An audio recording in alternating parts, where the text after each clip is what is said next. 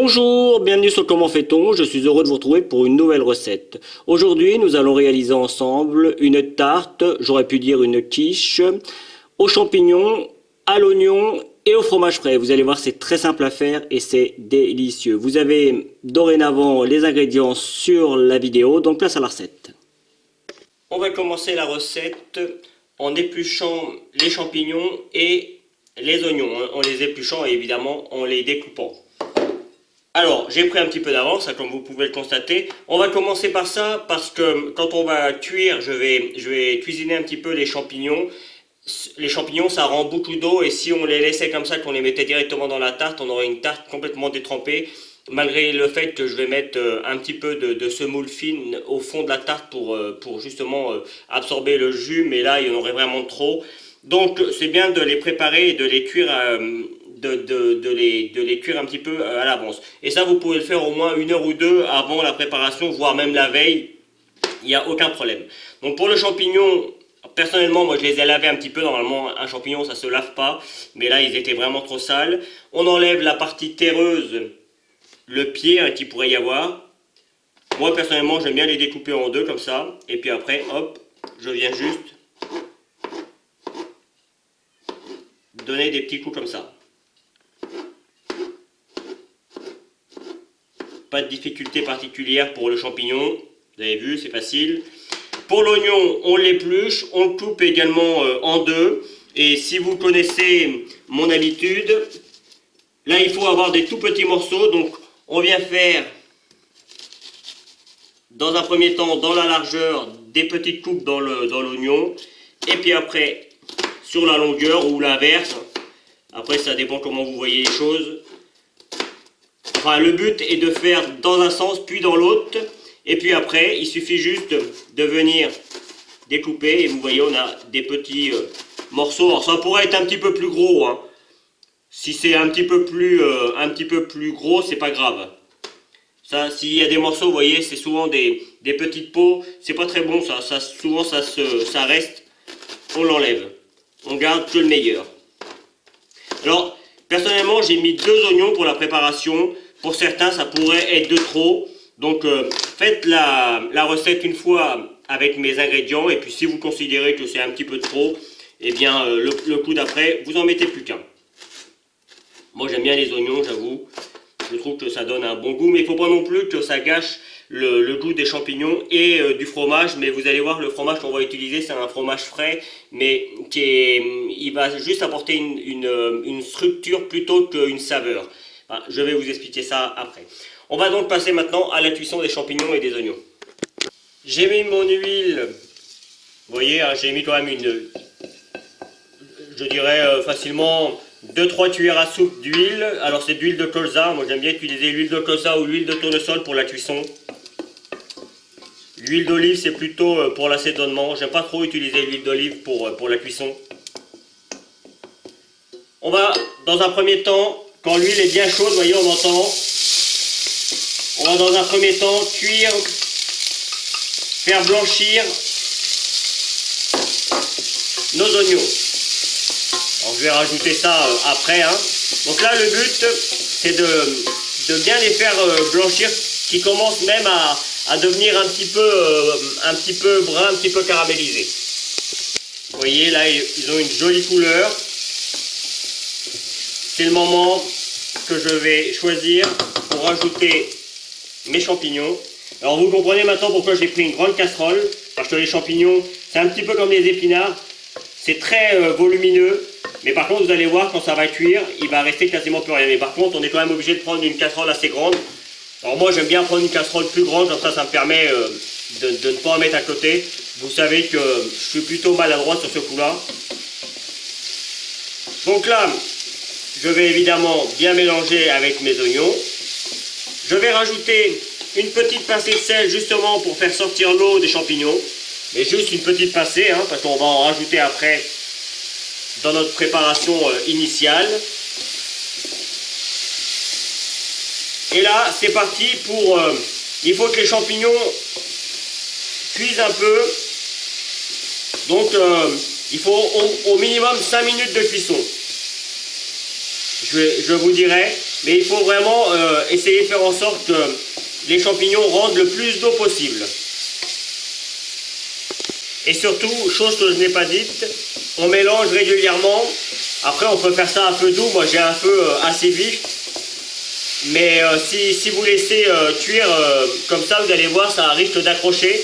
Donc, on reste à côté et on mélange régulièrement. Vous voyez, là, ça a déjà réduit pas mal. Et on commence à voir apparaître un petit peu de jus.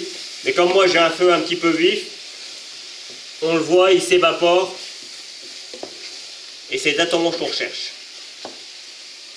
Voilà, ça fait environ 5 minutes que ça cuit, hein, c'est ce que je vous avais dit. Et vous voyez, on a quasiment plus de jus. Mais il faut quand même les mettre à égoutter parce que vous allez voir, en les égoutant, vous en aurez encore. Mais là, on va être bien et vous voyez, on a quelque chose déjà qui sent bon. Hop, et qui va être, qui va vraiment apporter vraiment le goût. Cette opération est vraiment importante pour le reste de la recette. Donc là, je vais les mettre à égoutter. Alors vous prenez une passoire ou ce que vous avez pour égoutter la préparation. Et le temps que ça refroidisse et que ça s'égoutte bien comme il faut une bonne heure, hein, une bonne heure et demie, eh bien on va s'occuper de la pâte. J'ai pris ma pâte feuilletée, je l'ai étalée bien évidemment. Alors si vous ne voulez pas vous embêter, vous pouvez toujours acheter une pâte feuilletée dans le commerce, il y en a de la très bonne. Moi j'aime bien faire ma pâte feuilletée. Maintenant, j'ai pris un petit moule. Alors moi je vais m'embêter un petit peu, c'est un moule, un cercle à tarte. C'est les cercles que l'on a quand on travaille dans les boulangeries ou dans les pâtisseries. Il n'y a pas de fond et donc du coup ça cuit mieux. Maintenant c'est un petit peu plus compliqué à foncer. Si vous avez un moule classique, un moule à tarte classique avec un fond, vous allez voir ça sera plus simple. Si vous avez un moule comme ça, eh bien vous prenez votre pâte, hop, vous la mettez un petit peu de côté, on farine bien surtout, on n'hésite pas à fariner. On beurre évidemment le moule, il faut que celui-ci accroche bien quand on va mettre notre pâte. Et vous voyez, je viens, hop, je vais la poser sur ma plaque, comme ça ce sera fait. J'ai juste mis un papier cuisson, voilà. Et maintenant, le but c'est d'aller bien au fond. Alors je vais essayer de vous montrer bien comme il faut. On vient bien au fond parce qu'en fait quand on va cuire la pâte, ça a toujours tendance à redescendre. Donc il faut qu'elle soit vraiment le plus au fond possible. Alors moi je prends de la pâte feuilletée parce que c'est la pâte que je préfère. Mais bien évidemment vous pouvez faire cette préparation avec une pâte brisée. Ça marchera tout aussi bien. Moi je préfère la pâte feuilletée, j'ai toujours préféré la pâte feuilletée, c'est pour ça d'ailleurs que dans mes recettes, la majorité du temps, vous avez de la pâte feuilletée. Et c'est vrai que je ne précise pas souvent, la majorité du temps, je ne précise pas qu'on peut le faire autrement. Donc une fois qu'on a bien mis la pâte au fond, vous voyez, je viens bien l'enfoncer, on voit bien là, il faut que ce soit comme ça, là c'est vraiment parfait, on sent que la pâte, elle est, comment je pourrais dire, et elle est bien au fond, elle est bien installée, voilà, je vais y arriver. Là par contre vous voyez là, c'est pas bon, donc je vais la retravailler. J'hésite pas, c'est pour ça vous voyez, j'ai gardé un petit, j'ai plus de pâte que ce qu'il me faudrait. Voilà. Ça c'est quelque chose qu'on apprend au CAP quand on est boulanger ou quand on est pâtissier. C'est une des premières choses que l'on apprend à faire. Et très honnêtement, là ça paraît simple hein, comme ça, mais ça s'apprend pas du jour au lendemain. Moi j'ai quand même quelques années d'expérience, donc du coup ça me paraît simple pour moi, mais je sais que ça ne l'est pas. Donc là, comme j'ai trop de pâte, mais que je veux quand même en avoir en haut, vous voyez, je vais venir, la pâte qui est là, hop, j'en prends un petit peu, et je viens pincer, ou alors je prends un couteau, hop, et je fais pareil tout autour de ma pâte. Ça va permettre justement, comme je vous le disais, comme ça a toujours tendance à redescendre. Si on le fait plus haut, eh bien on aura toujours l'épaisseur de la tarte. Donc je ne le fais pas entièrement devant vous, vous avez compris. Le plus simple pour enlever le surplus, c'est de prendre un rouleau, hop, vous voyez. Voilà. Et ça s'enlève tout seul. Voilà.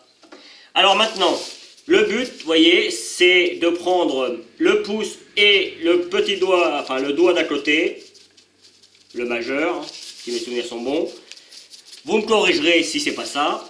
Et puis là, vous voyez, on va venir faire une petite, on appelle ça une collerette. Le but, c'est de pincer pour avoir quelque chose qui monte un petit peu en hauteur. Et là encore, on fait ça. Vous voyez pourquoi on garde un petit peu de pâte. On fait ça sur toute la largeur du moule. Alors j'ai pas dit moi c'est un moule de combien d'ailleurs. Je vais vous le dire, comme ça sera fait. C'est un moule de 18 cm de diamètre. Voilà, comme ça c'est fait. J'ai toujours mon mètre à côté parce que j'ai tendance à pas donner les dimensions des moules. Alors évidemment vous pouvez faire ça dans un moule plus grand, mais il faudra augmenter le nombre d'ingrédients. Là c'est pour 2 personnes qui mangent bien ou pour 4 personnes qui mangent normalement. Allez, voilà. Hop, là c'est pas mal. Je vais prendre une fourchette et je vais venir piquer pour éviter quand on va cuire la pâte que celle-ci ne gonfle de trop. Alors vous allez voir, ça risque de gonfler quand même. Il est souvent nécessaire de donner un petit coup même pendant la cuisson. Surtout quand on cuit la pâte à blanc, c'est-à-dire sans rien dedans. Et vous voyez, on donne des coups également sur les bords. Voilà, une fois que l'on a fait ça, on met la pâte au frigo au moins 1 heure, c'est minimum, de façon à ce qu'elle ait le temps de bien se reposer. Et de cette manière, encore une fois, quand on va la mettre au four, elle ne va pas retomber, ou en tout cas moins. Si vous pouvez même d'ailleurs faire la pâte la veille pour le lendemain, c'est encore mieux. De cette manière, elle aura même durci un petit peu, le temps que la pâte reprenne. Quand vous aurez mis ça dans votre four, paf, la cuisson sera déjà faite et donc du coup votre pâte restera à peu près telle qu'elle. Allez, je ressors ma tarte du frigo. J'ai préchauffé mon four à 180 degrés. Vous voyez, j'ai mis un petit papier de cuisson parce que là on va faire une pré-cuisson de la pâte. Et donc pour éviter, encore une fois, malgré que j'ai fait les petits points avec la fourchette, je vais mettre des billes d'argile. C'est pour ça que j'ai mis un papier pour pouvoir les récupérer plus facilement après. Je mets des billes d'argile et ça va empêcher de gonfler. Ce qu'on veut là, surtout, c'est que le fond cuit. Pas forcément, les côtés vont cuire aussi, ils vont commencer, mais c'est surtout le fond. Donc il faut compter environ 15-20 minutes à 180 degrés. Normalement c'est suffisant. J'ai sorti ma tarte, enfin en tout cas ma tarte sans rien dedans. Et vous voyez, en dessous c'est déjà presque, c'est pré-cuit. C'est pas cuit, mais disons que c'est bien commencé. Ça va permettre d'avoir quelque chose de plus ferme et d'avoir quelque chose de plus croustillant quand on finit la cuisson. Donc maintenant, on va se lancer, désolé pour le bruit, on va se lancer sur l'appareil. J'avais oublié mon fouet. Donc l'appareil, c'est vraiment très simple à faire. On fait un appareil assez classique, style quiche. Hein. Donc, on met les œufs que l'on bat. On rajoute, moi là je vais mettre que du lait. D'habitude je rajoute toujours un petit peu de crème. Mais là je vais mettre que du lait puisque je rajoute du fromage frais. Après vous allez voir sur ma préparation. Hop.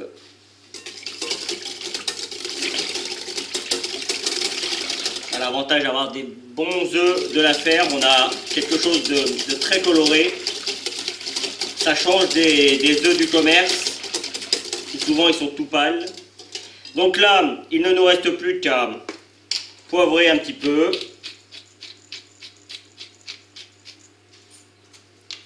Saler.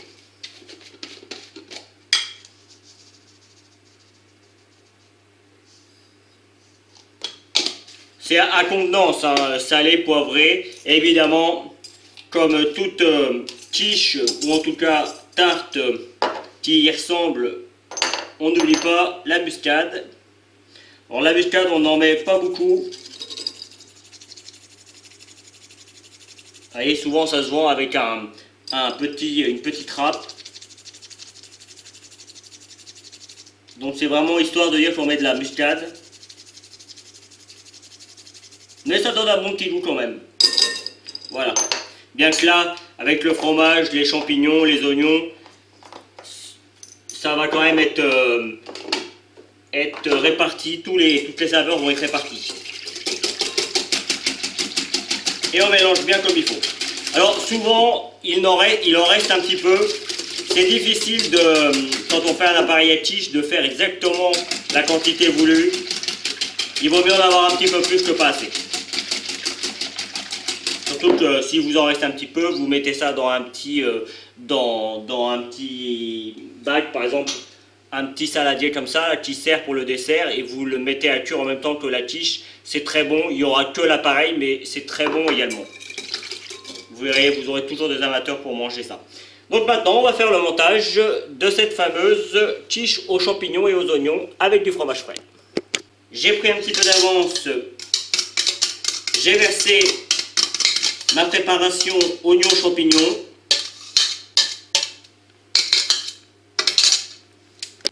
Je vais bien l'étaler. Et vous voyez là, la quantité, c'est vraiment nickel. On a vraiment ce qu'il faut. C'est super. Là, on est bien. Voilà. Je vais rajouter mon fromage frais. Alors, je ne vais pas vous donner la marque, mais vous voyez, c'est des petits carrés. Hein. Après, à vous. Mais moi, j'ai choisi celui-là.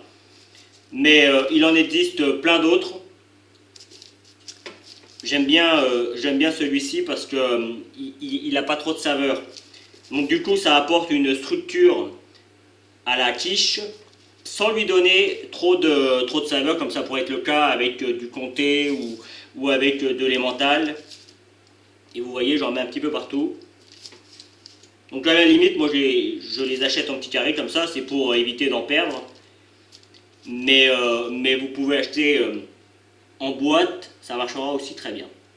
Il suffit juste de bien le répartir, que ce soit réparti au mieux. Au mieux, hein, après, c'est pas non plus au centimètre. Voilà. Et il ne nous reste plus qu'à rajouter notre appareil. On met l'appareil à quiche dans la préparation. Évidemment, on le mélange bien avant de le remettre dedans. Vous voyez, j'ai pas mis la totalité. Il m'en reste, donc je vais l'amener, comme toujours, j'en ai mis un petit peu à côté. Et puis ça a toujours tendance à couler un petit peu, mais vous allez voir, quand je vais mettre au four, ça va cuire. Et de cette manière, je pourrai mettre le reste de ma préparation. Donc, je le mets au four, 180 degrés, il faut compter environ 45 minutes. Et surtout, c'est plus facile. On met au four et on remplit bien, quasiment jusqu'à ras-bord. Je viens juste de sortir ma tarte ou ma quiche, comme vous voulez, du four. La cuisson a été de 45 minutes, pile poil. Vous voyez, il faut que ce soit bien doré sur le dessus. Et même au niveau de l'appareil, il faut que ce soit juste doré. Et là, c'est vraiment super. Juste, je voulais vous montrer parce qu'avant de le mettre au four, ça débordait un petit peu. Et comme je vous l'ai dit, quand on met ça dans un four très chaud, ça prend très vite, vous voyez, là ça fait une espèce de... Ça cuit très rapidement et ça fait une espèce de formation, enfin de protection, et donc du coup après ça déborde plus. Donc là, le principe aurait été de mettre un petit peu de semoule fine avant de mettre l'appareil. J'aurais pu le faire, j'en ai pas mis parce qu'en général quand je fais sans fond comme ça, normalement ça cuit bien et j'ai pas ce genre de problème. Là j'ai dû faire des trous avec ma fourchette un petit peu trop important, mais encore une fois c'est pas grave, la preuve.